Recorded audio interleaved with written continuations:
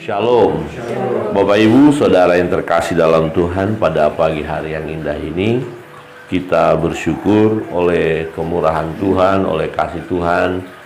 Kita boleh menikmati kebaikannya, pertolongannya, dan sebelum melakukan segala kegiatan kita di sepanjang hari ini, pagi hari ini kita awali dalam doa, dalam penyembahan kepada Dia, dan membaca merenungkan firman Tuhan. Pembacaan firman Tuhan dari Yudas, Yudas pasal 1 ya. Nah, Yudas 1 perikop kita akan baca dan renungkan bersama tentang nasihat untuk meneguhkan iman. Nah, rupanya iman kita itu bisa juga goncang ya, bisa tergoncang, dan tidak asing lagi kalau kita mendengar ada orang yang akhirnya menyangkal Yesus, padahal sebelumnya dia percaya kepada Yesus, mengiringi Yesus, bahkan juga jadi pelayan Tuhan, tetapi akhirnya menyangkal ya, akhirnya murtad ya, seperti itu. Mari kita melihat firman Tuhan, apa yang harus kita lakukan supaya kita tetap memiliki iman yang teguh dan tidak tergoncangkan. Ayat 17 saya akan membaca, ayat 18 Bapak Ibu Saudara terkasih dalam Tuhan, demikian seterusnya. Nasihat-nasihat untuk meneguhkan iman, ayat 17. Tetapi kamu, saudara-saudaraku yang kekasih, ingatlah akan apa yang dahulu telah dikatakan kepada kamu oleh rasul-rasul Tuhan kita Yesus Kristus. Sebab mereka telah mengatakan kepada kami, menjelang akhir zaman akan tampil pengejek-pengejek yang akan hidup menurut hawa nafsu yang pasukan mereka. Mereka adalah pemecah belah yang dikuasai hanya oleh keinginan-keinginan dunia ini dan yang hidup tanpa Roh Kudus. Akan tetapi kamu saudara-saudaraku yang terkasih, bangunlah dirimu sendiri di atas dasar imanmu yang paling suci, dan berdoalah dalam Roh Kudus. Peliharalah dirimu demikian dalam kasih Allah sambil menantikan rahmat Tuhan kita Yesus Kristus untuk hidup yang kekal. Tunjukkanlah belas kasihan kepada mereka yang ragu-ragu. Bersama-sama, selamatkanlah mereka dengan jalan merampas mereka dari api. Tetapi tunjukkanlah belas kasihan yang disertai ketakutan kepada orang-orang lain juga. Dan bencilah pakaian mereka yang dicemarkan oleh keinginan-keinginan dosa. Amin. Demikian jawab pembacaan firman Tuhan. Bapak Ibu Saudara terkasih dalam Tuhan, diingatkan kita melalui kebenaran firman ini, dan itu sudah terjadi, bahwa akan tampil ya, menjelang akhir zaman ini akan tampil pengejek-pengejek yang hidup menurut hawa nafsu kepasikan mereka. Ini sudah ada ya, pengajar-pengajar sesat ya, yang menggoncangkan iman ya. Mereka mengajarkan ajaran-ajaran yang mengacaukan, dan prinsip ajaran mereka adalah duniawi ya, dikuasai oleh dunia.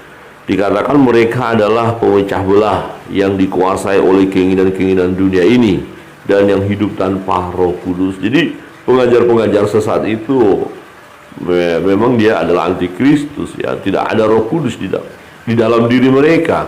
Hanya berpura-pura jadi orang percaya ya, berpura-pura masuk ke komunitas orang percaya ya, dan dia menyamar seperti malaikat terang ya. Dia seperti ya, dia dikatakan apa? Serigala berbulu domba ya, dikatakan begitu. Jadi seperti dia kelihatan domba, tahu-tahu serigala ya, jadi hanya menghancurkan. Nah, ternyata mereka menyusup ya sampai ke rumah-rumah Tuhan ya, mengunjungi orang-orang percaya dan mulai menggoncangkan. Nah, memang kalau seseorang imannya teguh, dia tidak akan tergoncangkan. Nah, persoalan ada yang suam-suam kuku, ada yang hanya sebatas mengaku orang Kristen, tapi sebenarnya dia tidak sungguh-sungguh percaya Yesus. Nah, kita lihat dalam kehidupan hari lepas hari, ya ternyata dia juga adalah orang duniawi, tetapi ya berada di dalam komunitas orang Kristen. Ya, sering kita mendengar Kristen KTP. Nah, orang-orang yang Kristen KTP ini gampang sekali dipengaruhi. Nah, bukan saja Kristen KTP, mereka yang sudah belajar sungguh-sungguh pun, ya belajar teologi pun juga akhirnya terseret juga ya. Nah, bagaimana supaya kita nggak sampai terseret dengan ajaran-ajaran mereka, godaan-godaan mereka, tawaran-tawaran dunia yang mereka berikan. Nah, firman Tuhan menasihati kita, perhatikan di ayat 20.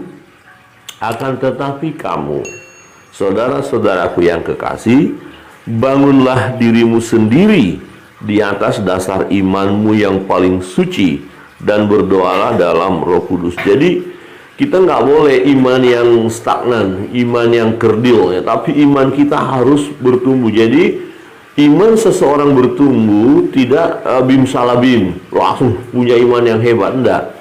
Iman timbul dari pendengaran akan firman Allah. Jadi kita yang percaya nggak bisa hanya berkata saya percaya Yesus, selesai.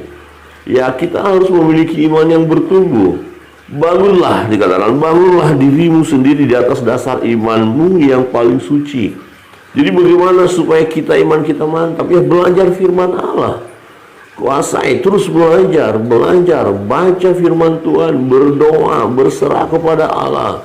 Pengalaman-pengalaman hidup kita lihat itu pengalaman hidup kita bersama dengan Tuhan. Tuhan selalu bersama dengan kita. Nah, maka iman kita semakin mantap, semakin teguh. Ya, dan dikatakan dan berdoalah dalam Roh Kudus. Jadi kita andalkan Roh Kudus dalam hidup kita.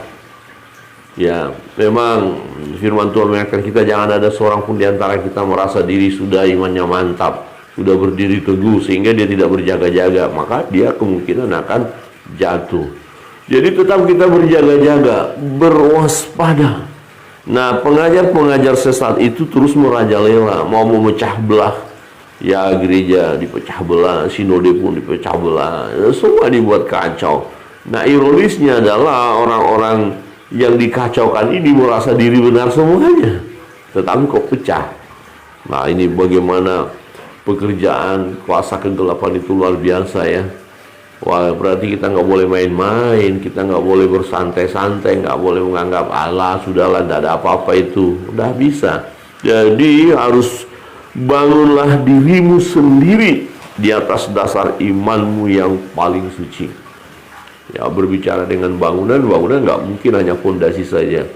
Ya, apa arti bangunan hanya fondasi saja? Ya, akan ditertawain orang kan kalau ini bangunannya udah selesai, tapi kok fondasinya saja. Jadi harus dibangun, setelah fondasi naik sampai utuh. Jadi iman kita itu proses terus ya, dan pada akhirnya sampai kepada titik kesempurnaan. Selesai kita. Ya. Jadi harus ada perubahan dalam hidup kita yang dipengaruhi oleh iman kita. Jadi semakin mantap iman kita berseiring dengan proses yang terjadi di mana kita belajar firman Allah, dengarkan suara Tuhan, merenungkan firman itu siang dan malam, dan kita naikkan doa-doa kita di hadapan Allah, maka iman kita semakin teguh. Nah, orang yang memiliki iman yang teguh, mau ditawarin apapun dia tidak akan tergoda. Amin.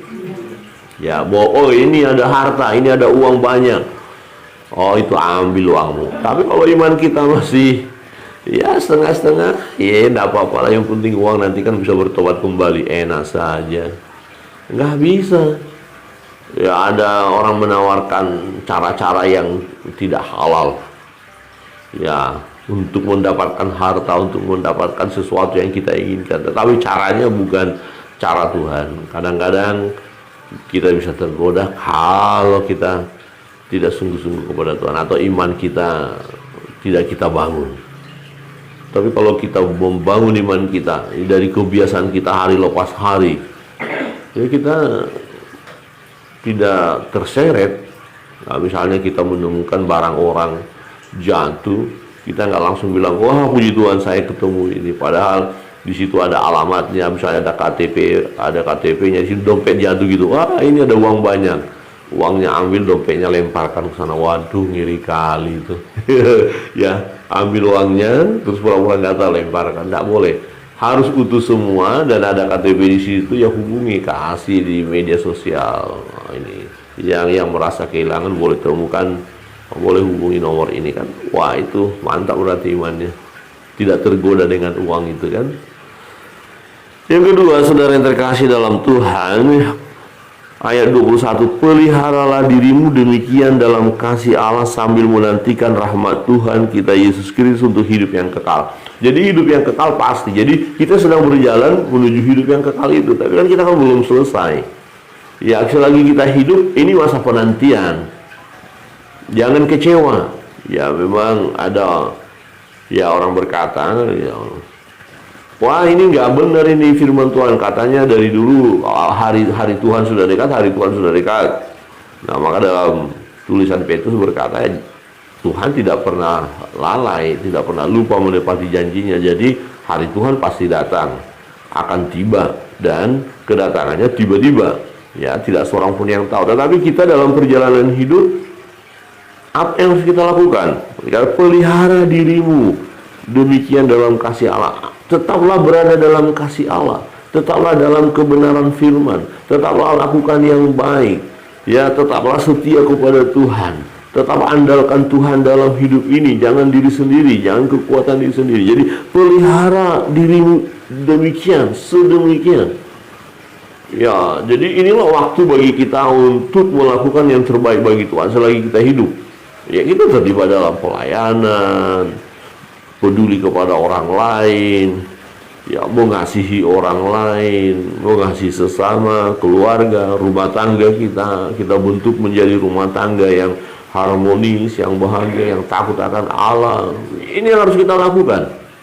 Ya, pelihara dirimu demikian dalam kasih Allah sambil menantikan rahmat Tuhan. Jadi kita terus dalam hidup ini, aku tahu, aku sedang menantikan kedatangan Kristus kedua kalinya. Kalau dia sudah datang, dia akan menjemput kita dan kita akan bersama dengan dia. Dengan kata lain, kita menikmati hidup yang kekal itu. Nah, sekarang belum. Sekarang masih hidup yang penuh dengan penderitaan. Betul Bapak Ibu ya? Masih menderita ya. Dan kita harus aminkan ya. Bagaimana Pak? Kan menderita, amin kan? Namanya masih hidup. Nah, ada nggak orang hidup dan tidak mengalami penderitaan sama sekali? Saya tidak percaya. Ya, orang saja kalau sudah nggak bisa rasakan ya rasa makanan, asin manis nggak bisa rasa, bau juga nggak bisa dirasa, itu udah takut orang itu, berarti kena COVID. Jadi ya lebih baik kita bisa merasakan ya sakit, penderitaan, kesusahan, berarti kita masih hidup. Yang berikut ya ayat 22 dan 23, tunjukkanlah belas kasihan kepada mereka yang ragu-ragu, selamatkanlah mereka dengan jalan merampas mereka dari api. Jadi yang kita harus lakukan dalam perjalanan hidup ini adalah berkarya bagi Tuhan. Ya, Yohanes 15 ayat 16 kan itu. Ya, kita dipilih oleh Yesus dan ditetapkan supaya kita pergi dan menghasilkan buah. Jadi pandang sekeliling kita, firman Tuhan kata, pandanglah sekelilingmu. Ya, lihat tuaian sudah menguning, siap untuk dituai, tapi pekerja sedikit. Jadi kita pekerja-pekerja ini harus lakukan. Siapakah pekerja itu? Semua orang percaya. Karena semua yang percaya itu ditetapkan supaya pergi dan menghasilkan buah. Jadi inilah waktunya kita berkarya sambil menantikan rahmat Tuhan itu untuk kita dapat hidup yang kekal. Lakukan sesuatu. Ya, kita praktekkan ya apa yang Tuhan perintahkan, yaitu pergilah dan jadikanlah semua bangsa muridku. Lakukan itu, beritakan kabar baik. Nah, ada orang-orang yang ragu-ragu. Teguhkan mereka, layani mereka, doakan mereka. Ada yang sedang berjalan menuju neraka karena yang belum percaya kepada Yesus. Nah, orang yang percaya kepada Yesus, yang berseru di dalam nama Tuhan, diselamatkan. Nah, bagaimana dia bisa selamat kalau nggak ada yang beritahu? Ya, bagaimana dia bisa masuk surga atau hidup yang kekal kalau dia tidak berseru dalam nama Yesus? Maka kita orang percaya harus memberitahukan hal itu. Bahkan dikatakan begini, tetapi tunjukkanlah belas kasihan yang disertai ketakutan kepada mereka. Nah, selamatkan mereka dengan jalan apa? Merampas mereka dari api. Jadi kita harus melihat jiwa-jiwa yang tersesat itu, yang belum datang kepada Tuhan, mereka sedang berjalan menuju api. Nah, terus gimana kita? Kita melihat saja, atau kita berkata masuk api nih, awas-awas ada api, hanya begitu. Gak bisa. Sama seperti anak kecil yang suka main-main api, masa kita biarkan? Pasti kita akan segera mengambil anak itu, merampas. Jadi merampas itu segera. Ya, jangan berleha-leha, karena ini berbicara waktu. Waktunya kita nggak ngerti. Ya, terlambat sedetik selesai. Nggak bisa diulang. Jadi segera, bersegeralah. Ya, inilah tugas kita. Selagi kita masih ada orang-orang percaya, ya kita harus fokus kepada penjangkauan jiwa. Jangan sibuk dengan urusan-urusan duniawi yang akan mengacaukan kita. Memang pengajar-pengajar sesat itu hanya mau mengalihkan perhatian kita untuk sibuk dengan dunia, sibuk dengan organisasi, sibuk dengan ini dan itu. Sementara jiwa-jiwa ya terbengkalai, tidak ada yang melayani, tidak ada yang pergi. Pagi hari ini kita diingatkan oleh kebenaran firman Tuhan supaya kita merampas mereka. Bergeraklah, ayo bergeraklah. Ya, doakan orang-orang itu, layani mereka, tunjukkan kepada mereka belas kasihan kita. Tidak hanya sebatas kata-kata, tapi hidup kita pun menjadi berkat. Ya, orang melihat kita seperti ikan di akuarium, kelihatan semuanya. Bapak Ibu Saudara yang terkasih dalam Tuhan, pagi hari ini kita bersyukur. Kita selalu berjaga-jaga dalam hidup ini. Kita sudah berada di penghujung ini ya, di akhir zaman ini. Dan firman Tuhan, nubuatan-nubuatan telah digenapi dan terus digenapi dan semakin digenapi. Yang belum digenapi pasti digenapi, karena firman Tuhan ya dan amin. Nah, salah satu adalah pengajar-pengajar yang menyesatkan, pengejek-pengejek itu yang mengolok-olok kita. Ya, dia mulai bergerak. Tetapi kita jangan mau tergoda dengan itu, jangan mau terprovokasi, jangan ikut-ikutan, dan jangan kita sampai menyangkal iman kita. Tetapi yang mau kita lakukan adalah bangun diri kita ya di atas dasar iman. Bangun iman kita, harus iman kita bertumbuh. Jangan cukup puas hanya berkata saya orang Kristen, tapi iman tak bertumbuh. Iman kita yang bertumbuh terlihat dari kehidupan kita. Kita melakukan hal yang baik, yang benar. Dan yang kedua, ya dikatakan bahwa kita terus memelihara hidup kita ya dalam kasih Allah. Sedemikian rupa, artinya hiduplah sesuai dengan firman Allah. Dan yang ketiga, ya kita beri perhatian kepada orang lain yang ragu-ragu, yang belum datang kepada Tuhan, yang sedang berjalan menuju api neraka itu. Kita harus bergerak dan merampas mereka. Amin. Rampas mereka. Dan kiranya kebenaran firman Tuhan ini menolong kita sebagai anak-anak Tuhan. Ya, sebagai orang percaya, kita beri yang terbaik bagi Tuhan. Tuhan Yesus memberkati kita sekalian. Kita akan masuk dalam doa-doa kita. Kita naikkan satu pujian.